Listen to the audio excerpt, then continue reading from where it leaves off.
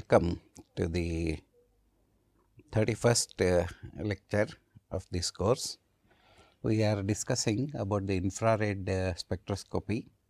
In the last class, I was talking to you about the grating spectrophotometer ranges in infrared, and I had told you that the full range of grating spectrophotometer may be 4000 to 600 centimeters inverse, or better still would be 5000 to 200 centimeters inverse. Up to 200 centimeters inverse, you do get some useful IR peaks. So, gratings are normally operated in the second and third order. Usually, spectrums in the range of 4000 to 200 centimeters inverse range, 2000 centimeters inverse range is operated in the second order, and 2000 to 400 centimeters range is obtained in the first order. A series of cutoff and band pass filters are definitely therefore required, and the detector must be synchronized to obtain the correct order of the grating. This is achieved by synchronizing the motor with the scanning of the grating. In more expensive instruments, we can use only first order gratings for all the range, all over the range, to provide optimum performance, which is maximum over all the output range. Now, what I want to convey at this stage is a grating blazed at two angles performs as two gratings. So, you can manage with one gratings blazed at two angles, that is one higher and one smaller. The drive is reproducible in infrared spectrometry of the order of about 0.01 centimeters inverse. That means, the increments what you use for infrared spectrum scanning should be of the order of about 0.01 centimeters inverse, but it can also be pre-calibrated against a spectroscopic standard. That means, the wavelength reproducibility should always be checked with a spectroscopic standards, which will give you exact peak at a known wavelength. Then you can synchronize the whole wavelength scan with respect to the standard compound and standard peak. So, all other wavelength ranges are automatically pre-calibrated. Modern monochromators are directly driven by spectrometer and stepper motor, and microprocessor controlled to provide high level of accuracy. This also provides a slit programming. That means, you can increase or decrease the slit also depending upon the strength of the IR peak what you are getting. If the strength is weak, then you can allow more grating, more slit, and if the peak is very strong, you can go for a smaller slit, and such an arrangement provides you very high accuracy. This also provides a slit programming mechanism in modern instruments using the computer to give near constant energy. So, single beam photometers possess the capacity for accurate measurement in quantitative analysis. That is important, because in IR, as you will see later, the accuracy, quantitative accuracy is always slightly problematic, but they can be used for such systems in quantitative analysis single beam. Now, let us discuss about the Fourier transform spectroscopy. Now, here I am showing you a figure of this Fourier transform interferometer, and you can see that from the IR source there is a beam splitter here, and part of the beam travels like this to a moving mirror, where it gets reflected and comes back, and part of it goes to a fixed mirror on the top, and then again it gets reflected. Both beams are combined here, and then it passes through the sample to the detector. This is the general arrangement of a Fourier transform FTIR. So, other arrangements are something like this, where you can use a moving mirror on this side, fixed mirror here, and then beam splitter here, and then IR source, laser, etc. Here the addition is a laser which is used to calibrate the wavelength, and then all other things will remain the same, because this is for a gas sample to be taken for IR, and the gas comes here, gas goes out, but the beam splitter is always here, and then it goes to IR detector, which is totally controlled by the computer. Now, this is another arrangement where the IR source is passed through an adjustable aperture and sampling accessory, mirror, and then other optical components like dispersive element, and then mirror, focusing, processor, display device, etc. And non-interferometric IR spectroscopy uses no moving parts. That is the speciality of infrared spectrometer. Now, you can see from the previous figure that instead of using a monochromator, the IR radiation after passage through a sample can be analyzed by means of a scanning Michelson interferometer. It consists of a moving mirror, as you have seen earlier, fixed mirror, and a beam splitter. You try to remember this figure. The figure what I am showing you in the slide, would you should try to remember this figure, where the moving mirror keeps on continuing like this, and then fixed mirror is like that, and then we are discussing about this arrangement now. So, here what is happening is a moving mirror is there, a fixed mirror is there, a beam splitter is there, and radiation from the infrared source is collimated by a mirror, and then it is split into two beams. One passes through a fixed mirror and another passes through a moving mirror, and after the reflection the two beams are recombined rather at the beam splitter.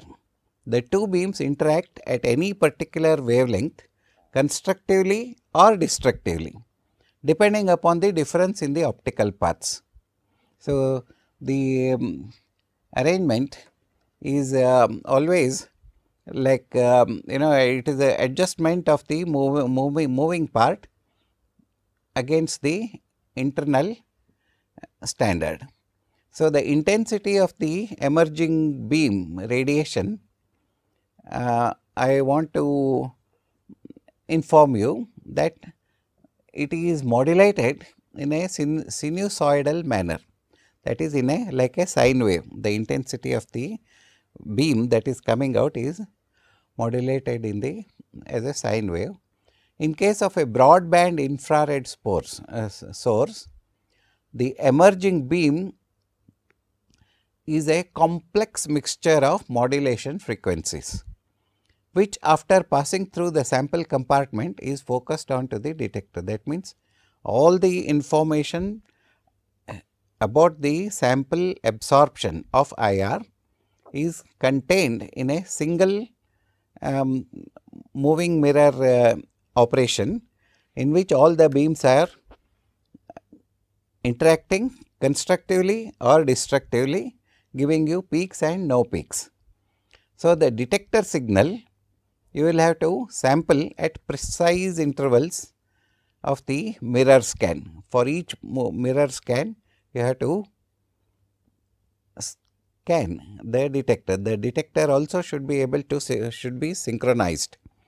So, both the sampling rate and mirror velocity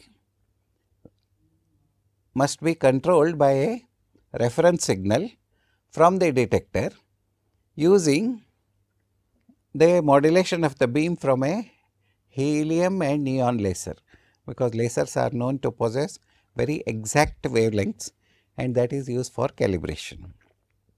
The resulting signal is known as an interferogram, and which contains all the information required to reconstruct the spectrum using a mathematical process known as Fourier transformation.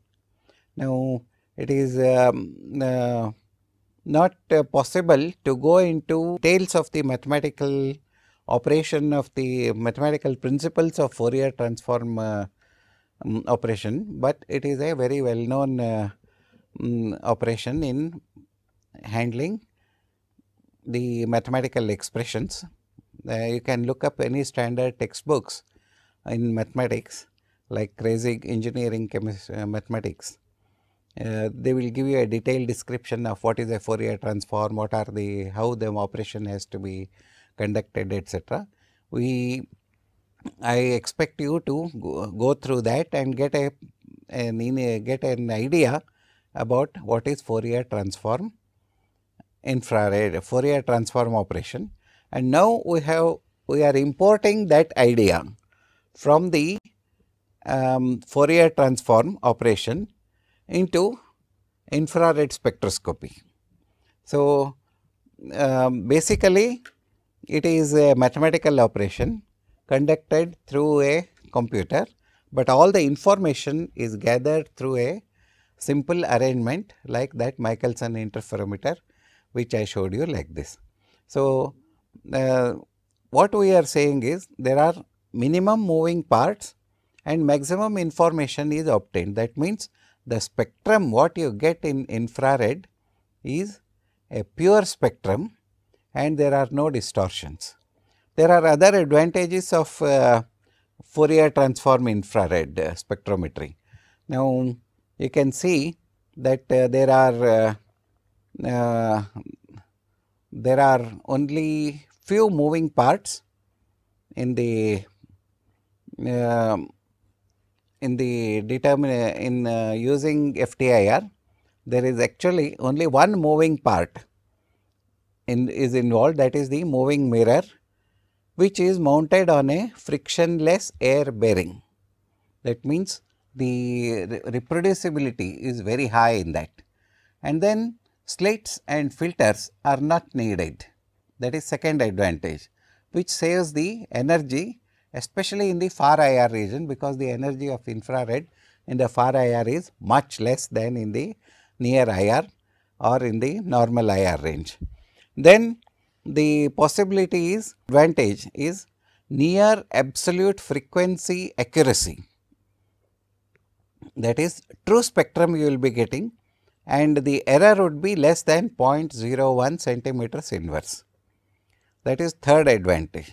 Fourth advantage is you will get the same signal to noise ratio as in a dispersive spectrometer using gratings and prisms, etc. You will get the same signal to noise ratio, but it is obtained within a fraction of a second. So, this signal to noise ratio is quantitatively it is much less than a grating spectrometer, because to complete the full range of grating infrared spectrum, you have to rotate the grating through the full range of IR starting from, let us say, 4000 to 200 centimeters inverse. But here what is happening is within a fraction of a second, whatever is the signal to noise ratio is obtained. So, it saves you the time. So, as many as 32 scans can be done per minute. So, this is known as Felget's advantage. And then single beam spectrum is ratioed against stored background. You can store the background and then use a single beam, which gives you the double beam accuracy. This is another advantage. So, all in all, I have enumerated about 6 advantages of FTIR spectrum, operations, and therefore 90% of the commercial commercial infrared spectrometers nowadays are based on Fourier transform infrared spectroscopy. So, let us look at the how an interferometer works and how it can be related to spectroscopic measurement. Let us see what happens when a single beam wavelength is used in an interferometer. So, look at this slide. I want to show you this slide where I have schematized the whole process. Here is the IR source, here is beam splitter, what we had seen in the earlier figure. There is a fixed mirror M1 here, and then this is the moving mirror. I have put it in 0, 1, 2, 3 operations, that is positions, where it represents 0, lambda by 4 wavelength for a single wavelength, and then lambda by 2 lambda by 4, and this is 3 lambda by 4. And then the beam is reflected back, and this beam is reflected back, it falls on the sample and then it falls on the detector. Now, you can see that lambda by 4 is here, lambda by 2 is here, and then 3 by 4 lambda, and then this is final position of the mirror, and then again it from here it moves back to 0, 0, 3, 0, 3, etc., and continues like this. So, at position 1, the moving mirror and fixed mirror, that is position 1, they are at equidistant from each other.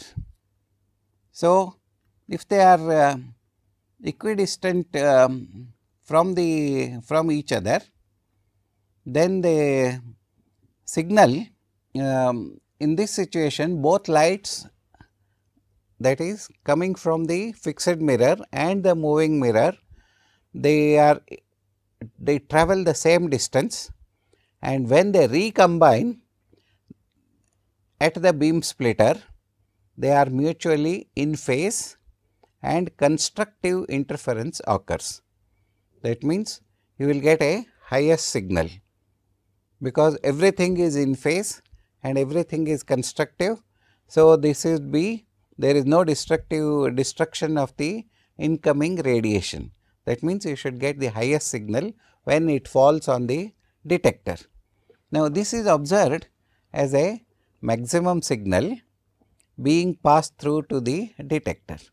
So, let this signal be unity, that is at 0 path difference, the signal is unity. Now, look at this. As the mirror moves away from the from 0 position, that is from 0 position it moves here. As it moves away from this position, what happens? The 0 position displacement to 1/4 lambda, the signal reaches a minimum value of 0 until it is totally out of phase.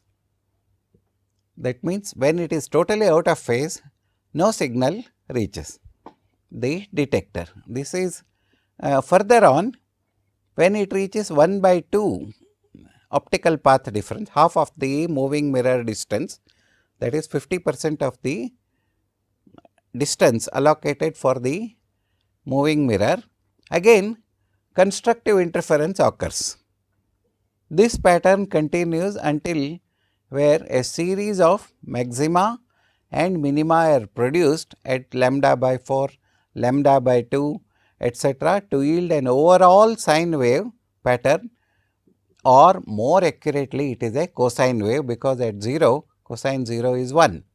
So, if you take a look at this, the signal is almost maximum here. So, we can call it 1, and from here lambda by 4 it comes to 0, and then again lambda by 2 it reaches maximum, 3 by 4 lambda it goes here and then again it reaches like this. So, if a second wavelength is selected now, a similar wave pattern is generated, and I want the maxima and minima to be separated by a distance equivalent to the new wavelength. That means, for each wavelength I am allowing it to pass through the beam splitter etcetera and then the sample. For each wavelength I have now information totally collected as a single at single wavelength, and for each wavelength I am measuring the total constructive and destructive interference. So, in this way we are going to get a unique cosine wave for each wavelength.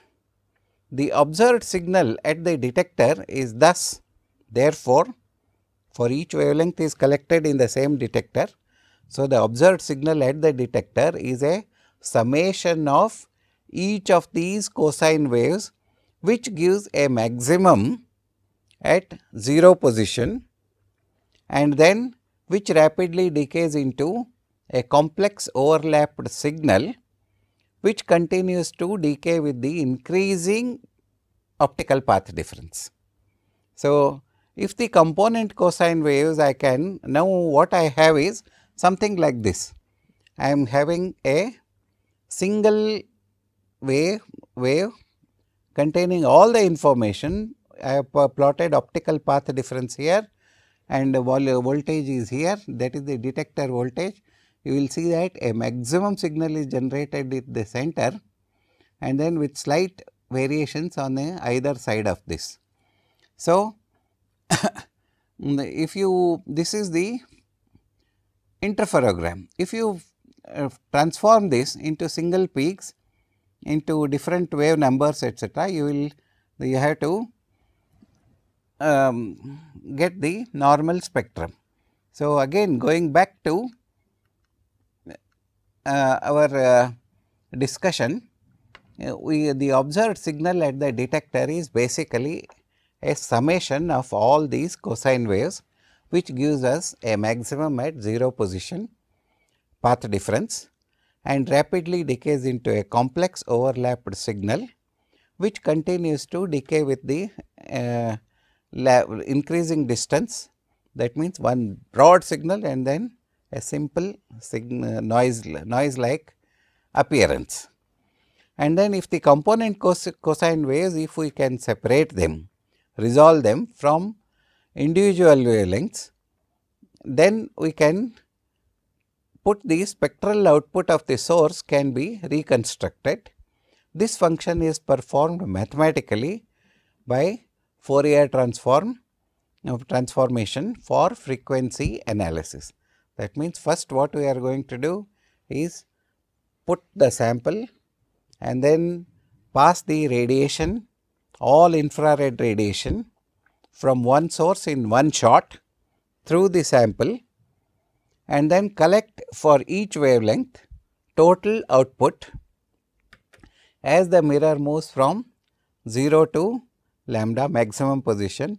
Like that we are going to do number of operations to starting from 4000 to 200 centimeters inverse. All that information is collected in one single maxima.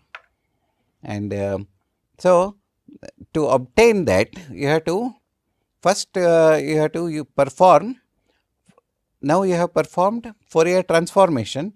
Now, you have to do Fourier detransformation to get back the original spectrum, like what we are used to in normal spectrometry. So, in mathematical terms, the Fourier relationship is defined as a pair of integrals like this: I delta is equal to minus lambda to in plus lambda. That means, we are assuming that the Fourier transform series is an infinite series. that is given by b mu cosine 2 pi mu delta in dV, and we define another term b mu is equal to again another Fourier transformation from minus infinity to plus infinity I delta cosine 2 pi mu delta and d delta. So, where I delta, this one is the intensity of the interferogram as a function of the retardation. Retardation means moving mirror operations, and b mu is the source intensity as a function of the wave number. So, a Fourier transform contains two parameters. One is the intensity of the interferogram as a function of the moving mirror, and another is the source intensity as a function of the wave number, because source intensity, the source gives you the total infrared spectrum containing all the wavelengths. That is why the interferogram what we have seen earlier contains two integrals. One is for I delta, another is for b v. Now, you can do this, collect all the information and plot it, and idealized interferogram has a unique center burst, as I have already explained to you, corresponding to 0 path difference with maximum intensity at the center than at the either side. As the sample is introduced, the distribution of information changes depending upon the natural line width of the infrared spectrum of the sample, and consequently more signal is observed in the wings of the interferogram. The heart is always in the wings.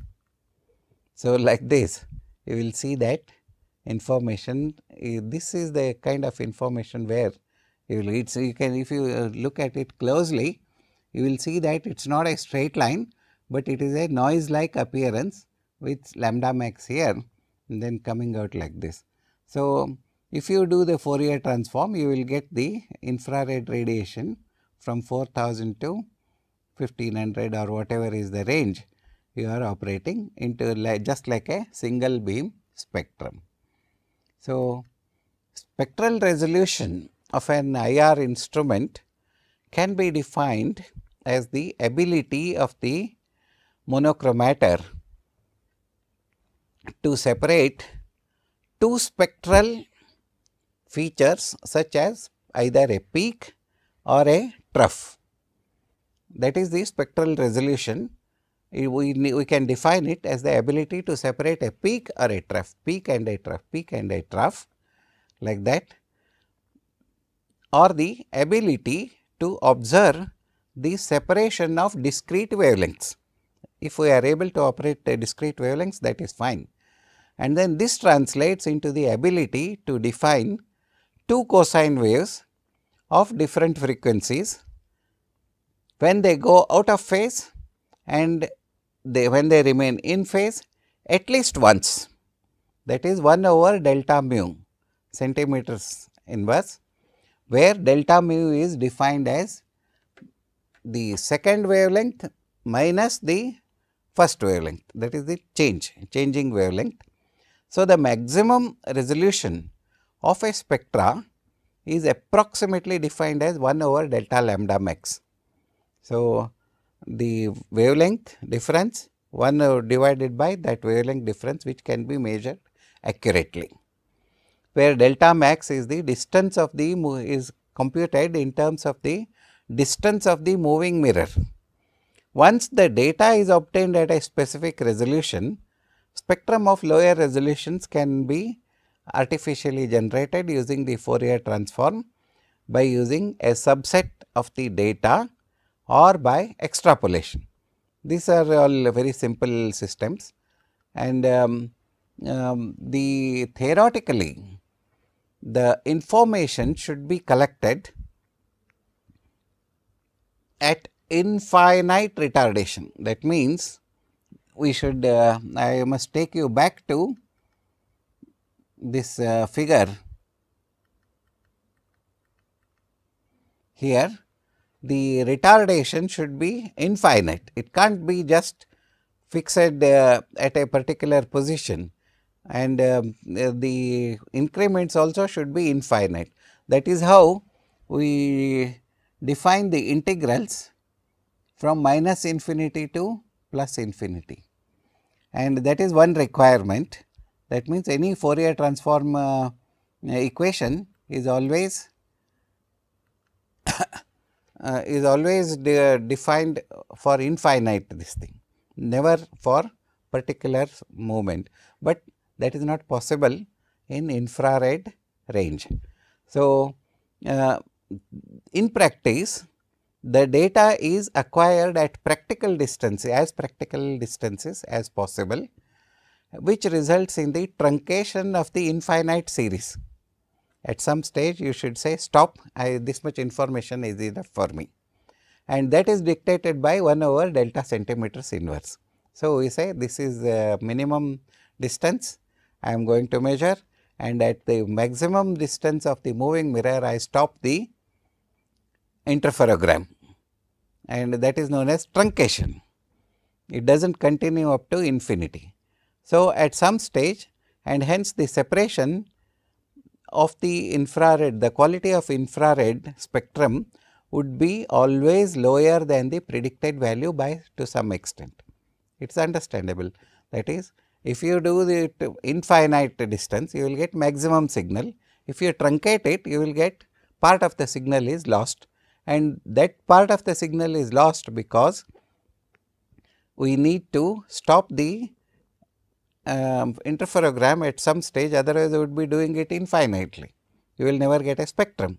So, we have to cut the wavelength Fourier transform at some stage, and this is known as apodization, where you decide to cut the integral to a particular value, and therefore, you have to do it mathematically, and the apodizing function need to be applied to reduce the effect of premature truncation of the data. That means, part of the data you are losing if you are stopping the Fourier transform.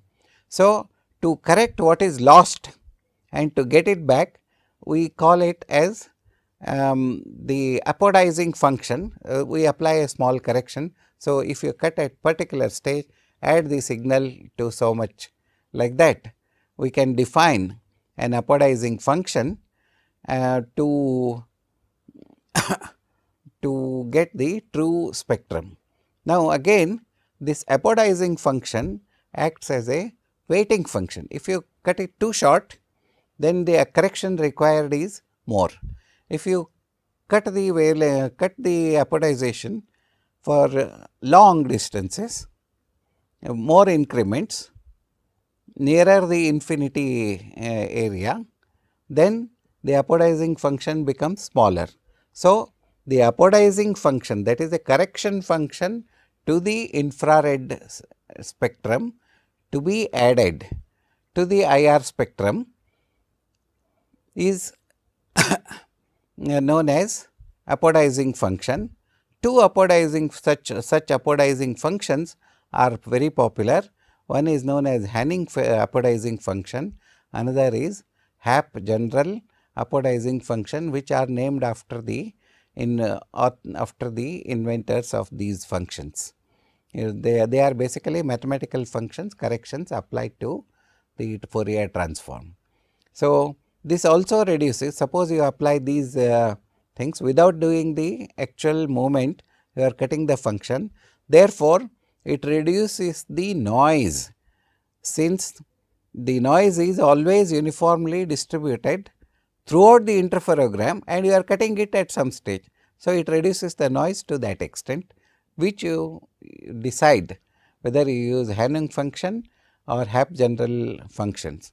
So, it is not the it does not permit me to go more into details of these apodizing functions also, but in general I have explained to you the physical significance of these Fourier transform and apodizing functions. So, the signal produced in a FTIR transform is a phase dependent phenomenon.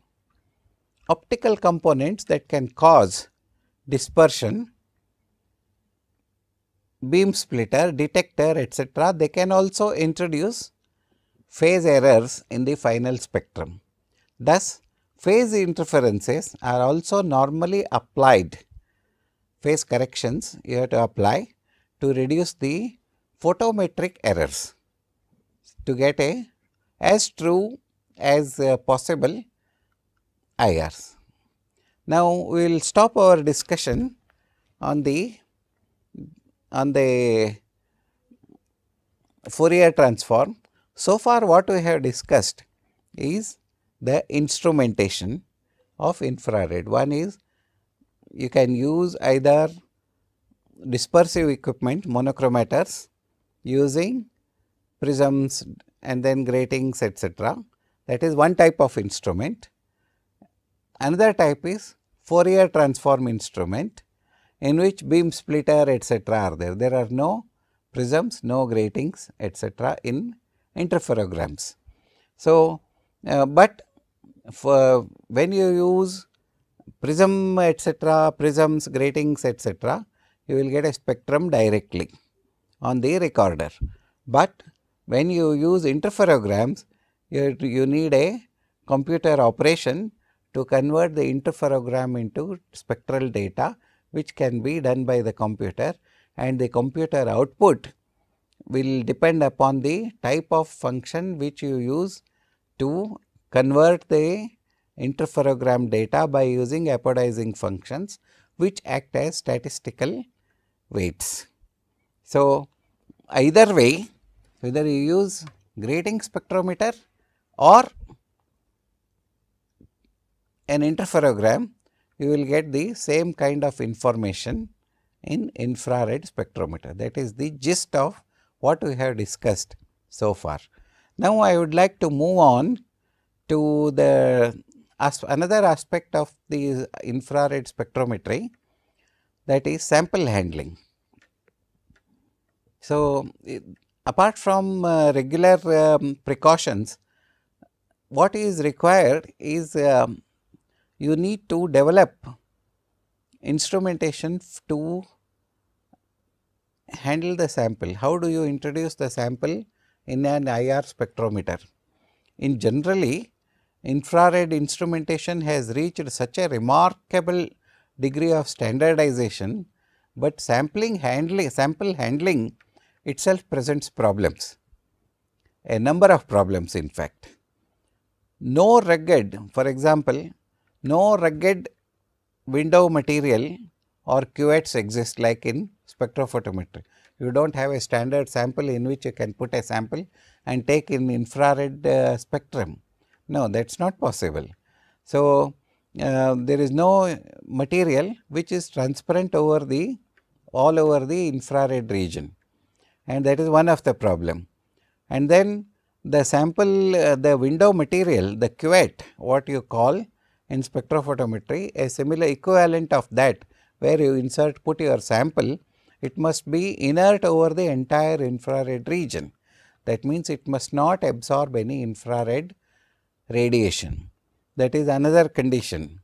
So, usually in spectrophotometry we use glass cuvettes and then quartz cuvettes, plastic cuvettes, etc.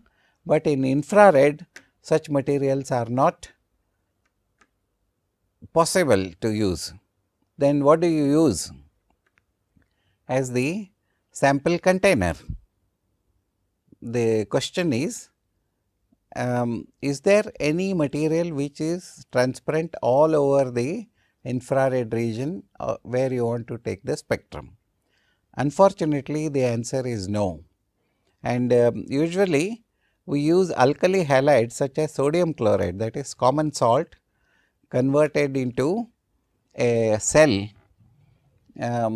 which is widely used since they are transparent up to 625 centimeters inverse, You can see here, how do you make a transparent window of sodium chloride is, you make like this, a square box or rectangular box or a rectangular sheet you can make of sodium chloride, and then on this you put your sample here, and what we would like to do is, over this put another rectangular cell like this,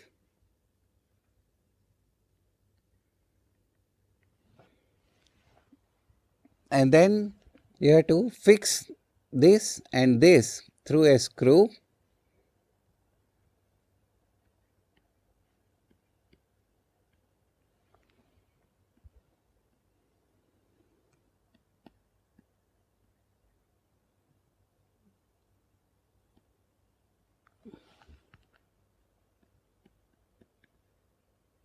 This is a sodium chloride cuvette. So, you basically what you are going to do is take a sodium chloride sheet, put your sample on that, put another sheet over that and screw them at all the 4 corners. This is how we after putting the sample, we are making the measurement.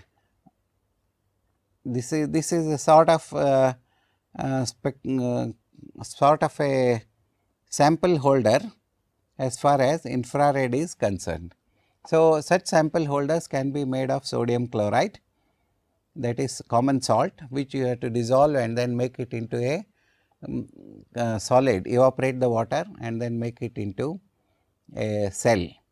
And these are widely used since they are transparent up to 625 centimeters inverse. That means, still you have another 400 centimeters inverse to go, where sodium chloride is not useful for you. Why? Because cell windows are easily fogged by exposure to moisture. Sodium chloride dissolves in water. So, what I would like to tell you is, if you keep on using sodium chloride in the laboratory, due to moisture present in the laboratory, the sodium chloride window will no more be transparent, but it will be pockmarked with sodium chloride crystals, and then it will be no more be transparent. So, that is known as fogging.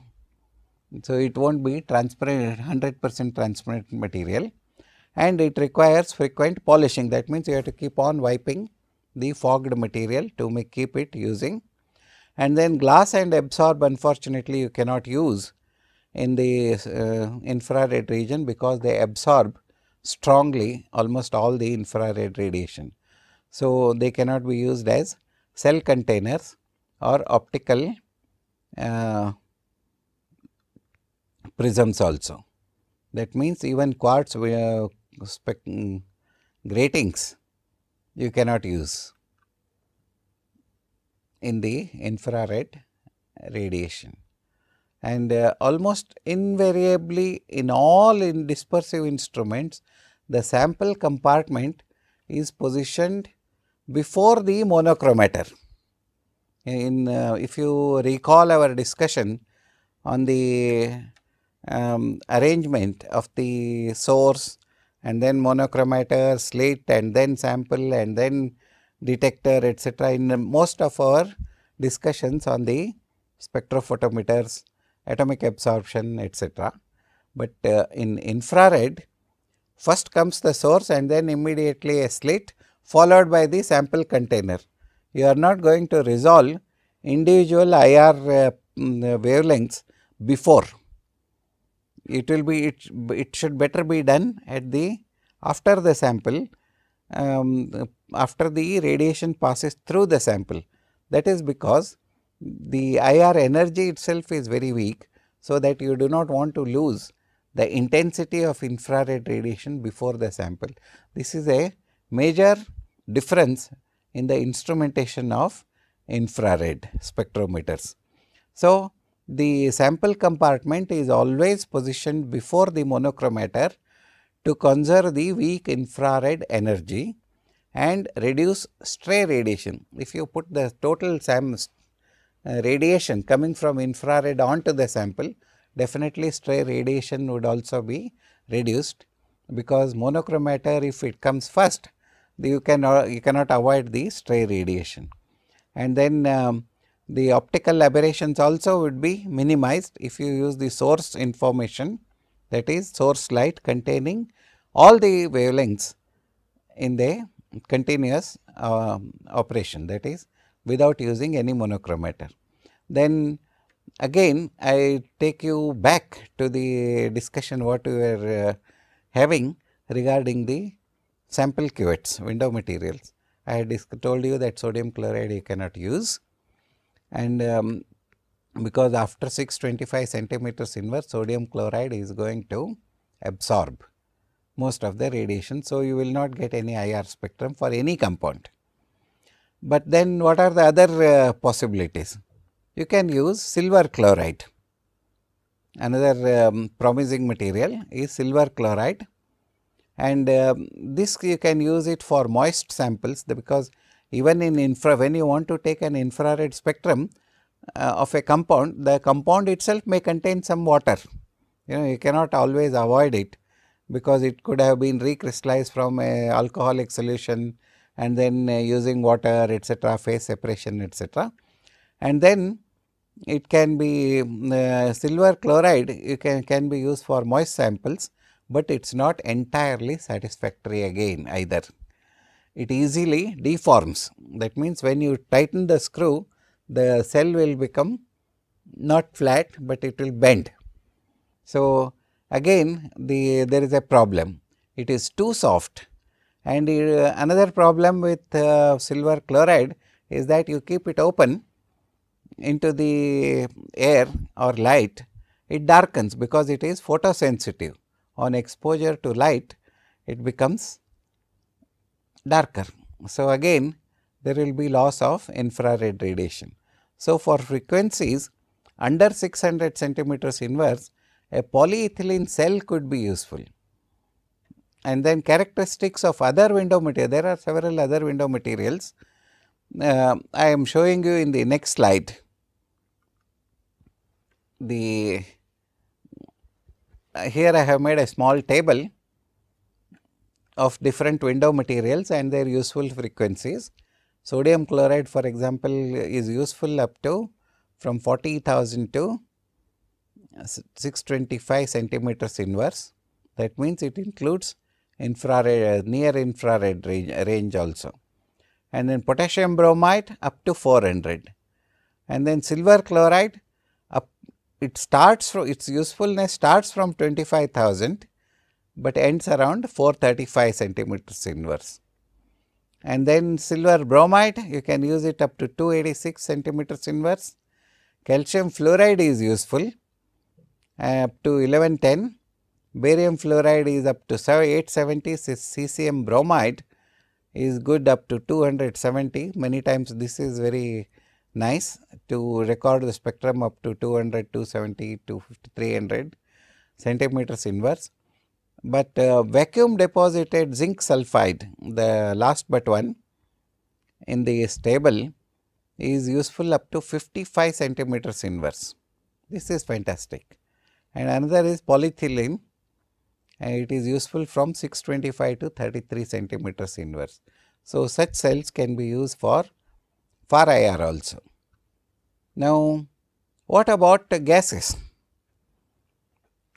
So, I would like you to imagine that in a big industry, petrochemical industry for example, there will be different kinds of gases coming out, and you would like to take the spectrum of the gas, production gas, infrared spectrum to find out what are the gases. So, there is a direct requirement for the analysis of gases. Sometimes people are constrained to measure atmospheric gases. So, if the atmospheric gases are responsive to IR, several and give you characteristic peaks, then they should be useful to be it would be useful to measure gases directly. So, what we can do is take the gases in 10 centimeter path length cells, something like we can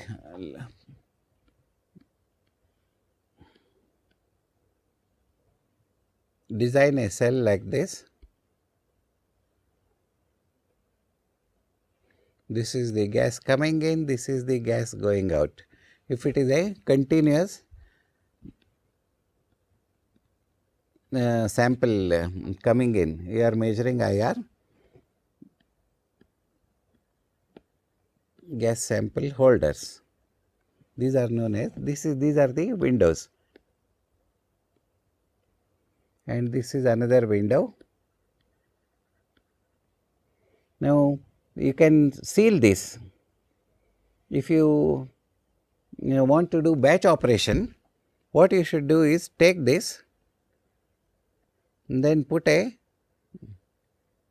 small rubber tube and then put a pinch cock, or you can design a system like this.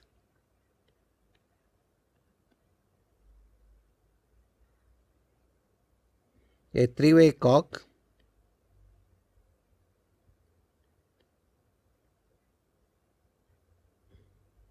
in which you let the sample in and seal it off.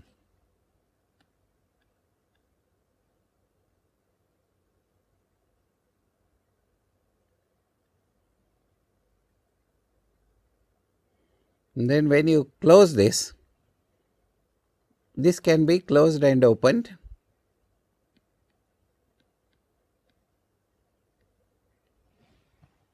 This can be closed or opened, or you can have a continuous system like this.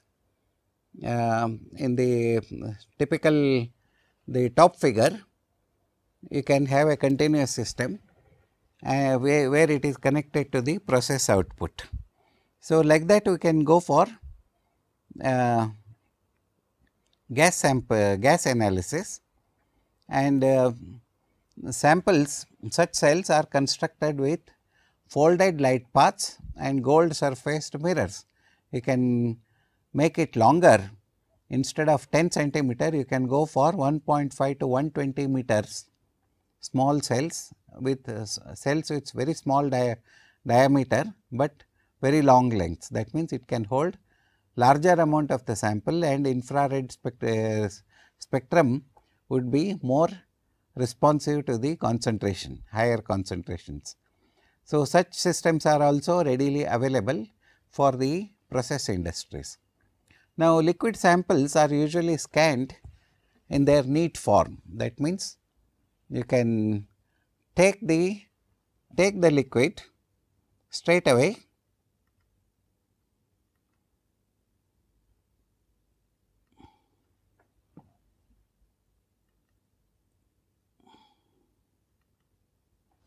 you can take the liquid on the window material and put it straight away, and then fix it with another cell and then fix them.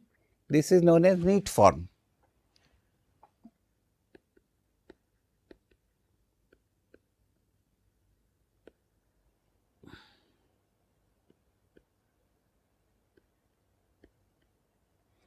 That means, in the neat form you do not do anything with the sample. You just take a drop and put it on the windows, just put another case and then seal it, and then straight away insert it into the window, IR window. So, this is possible, and even for solids you can go for you can dissolve the sample and then put it for measurement as a solution. And the sample thickness in the window should be of the order of 0.001 to 0.05 millimeter thickness, which provides transmittance of up to about 15 to 70% range you can get from infrared. If you use the liquid directly onto the window material, but depending upon the thickness, the minimum can be 15% and maximum can be around 70%. Now, what about the solutions? At solids, you can make a solution in carbon tetrachloride.